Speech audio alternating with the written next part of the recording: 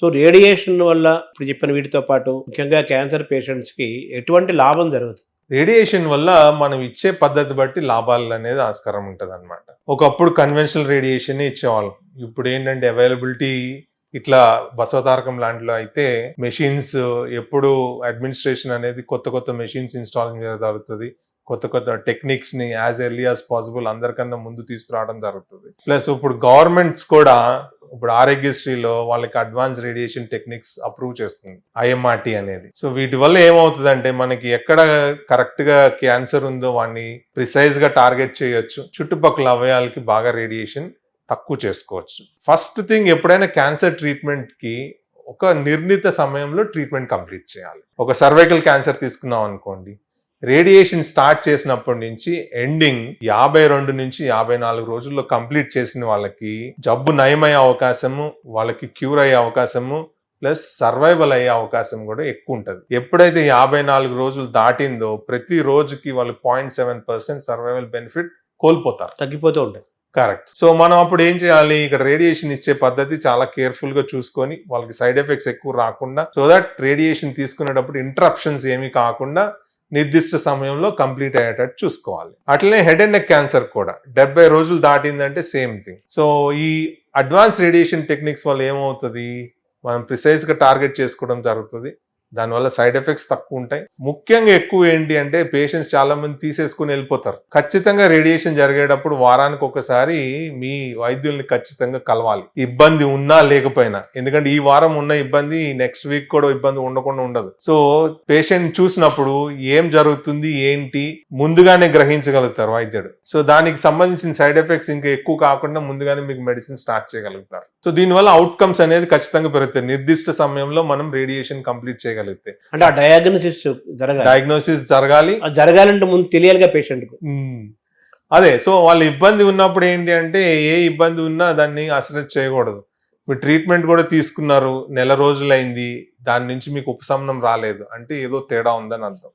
దానికి సంబంధించిన టెస్ట్ ఒకవేళ అల్ట్రాసౌండ్ స్కానింగా, MRI స్కానింగా, లేకపోతే పెట్ స్కానింగా ఏంటి అనేది మనం ముందుకెళ్ళి చేయించుకోవాలి. ఇప్పుడు అన్నవాయు క్యాన్సర్ ఉందండి, మింగడానికి కష్టం ఉంది, ఓకే, కొన్ని మామూలుగా ఫంగల్ ఇన్ఫెక్షన్ వల్ల కూడా కష్టం వస్తుంది. సో ట్రీట్మెంట్ తీసుకున్నాం, తగ్గలేదు, స్టిల్ అదే ఇబ్బంది ఉంది అంటే ఖచ్చితంగా ఎండోస్కోపీకి వెళ్ళాలి. వైద్యుల పర్యవేక్షణ తోటి వాళ్ళు అడ్వైస్ చేసిన దాన్ని బట్టి ఎండోస్కోపీ చేసి ఏదైనా తేడా ఉన్నప్పుడు చిన్న పీస్ తీసి దాన్ని బయాప్సీకి పంపిస్తారు. అది ఏంటి అనేది తెలిస్తే దాని తర్వాత next step. So treatment start అయిన తర్వాత ఏ విధంగా ట్రీట్మెంట్ చేయాలి ఏంటి అనేది ప్రోటోకాల్స్. సో ప్రతి ఇన్స్టిట్యూషన్స్ ప్రోటోకాల్స్ స్టార్ట్ చేసుకోవాలి ఒక ఆర్డర్ ప్రకారం. ఎందుకంటే ప్రతి పేషెంట్ కొత్త పేషెంట్ లాగా ఇదా అని ఆలోచించి టైం వేస్ట్ అయిపోతుంది, కన్ఫ్యూజన్ కూడా లేకుండా. ఇప్పుడు ఈసోఫేజియల్ క్యాన్సర్ వచ్చింది, ఈ హాస్పిటల్లో మనకి డయాగ్నోసిస్ అయిన తర్వాత ఆల్మోస్ట్ 99% పేషెంట్స్ అన్లెస్ వాళ్ళు వెరీ ఎర్లీ స్టేజ్ లో ఉంటే తప్ప, నేను చెప్పినట్టు ముందు కీమోథెరపీ ప్లస్ రేడియేషన్ 4.5 వారాల ట్రీట్మెంట్,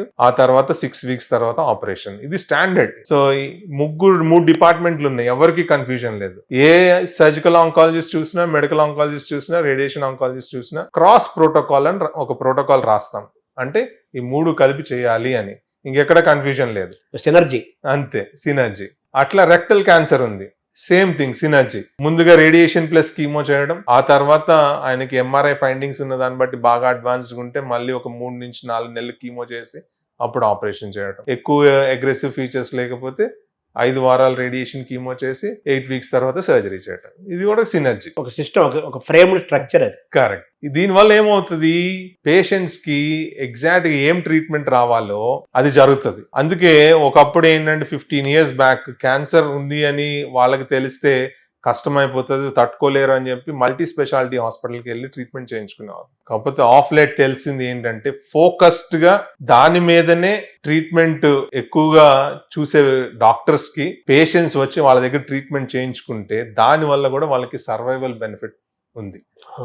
సో అందుకు ఇదేంటి single speciality cancer hospital. So day in day out వాళ్ళనే చూస్తారు, డెడికేటెడ్ కదా. కరెక్ట్. సో ఇక్కడ ఏంటంటే ప్రోటోకాల్ ప్రకారం వెళ్ళటం జరుగుతుంది, కన్ఫ్యూజన్ ఎక్కడ ఉండదు. సో దానివల్ల వాళ్ళకి ఏంటంటే ఏం ట్రీట్మెంట్ కావాలి, వాళ్ళకి అన్ని ట్రీట్మెంట్లు జరుగుతాయి టైంలో. సో దానివల్ల వాళ్ళకి జబ్బు నయమయ్యే అవకాశం ఎక్కువ, క్వాలిటీ ఆఫ్ లైఫ్ బాగుంటది. ఎందుకంటే ఇప్పుడు హెడ్ అండ్ నెక్ క్యాన్సర్స్ కి ఎక్కువ శాతం ఇప్పుడు 99% ఈవెన్ గవర్నమెంట్ కూడా అప్రూవ్ చేస్తుంది IMRT అని, లేకపోతే ర్యాపిడ్ ఆర్క్ అని. సో ఇక్కడ హెడ్ అండ్ నెక్ పేషెంట్ ఎవరైనా వాకిన్ ఉన్నారు, ఆరోగ్యశ్రీ కానివ్వండి, ఇన్సూరెన్స్ కానీ ఎవరైనా కానీ, వాళ్ళకి బేసిక్ ట్రీట్మెంట్ వచ్చేప్పుడు ఇంటెన్సిటీ మాడ్యులేటెడ్ రేడియోథెరపీ అంటాం, IMRT టెక్నిక్. సో దీనివల్ల ఏంటి, పేషెంట్స్ కి సైడ్ ఎఫెక్ట్స్ తక్కువ, ట్రీట్మెంట్ కంప్లీట్ చేసే దానికి ఇక్కడేమి ఇంకా సెకండ్ థాట్ లేదనమాట, కన్ఫ్యూజన్ లేదు.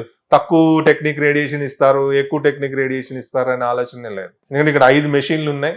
ఇప్పుడు ఒక కొత్త మెషిన్ యాడ్ చేయబోతున్నాం నెక్స్ట్ మంత్ కానీ, ఆ తర్వాత మెషిన్ కానీ, తర్వాత నెల కానీ, హాల్సియాన్ అనేది వేరియన్ కంపెనీ నుంచి. సో దానిలో ఏంటి అంటే ట్రీట్మెంట్ ఫాస్ట్ గా అయిపోతుంది. ఇప్పుడు ఉన్న మెషిన్స్ లో మనం పేషెంట్ ని పడుకోబెట్టిన తర్వాత మెషిన్ కే సిటీ స్కాన్ ఉంటుంది. ఆ స్కాన్ చేసి మనం ముందుగా ప్లానింగ్ చేసుకున్న స్కాన్ ని దాన్ని 2 జోడించి ఏమన్నా వేరియేషన్స్ ఉన్నాయా లేదా కరెక్ట్ చేసుకొని ట్రీట్మెంట్ ఇవ్వడం జరుగుతుంది. అది నిమిషం పట్టొచ్చు.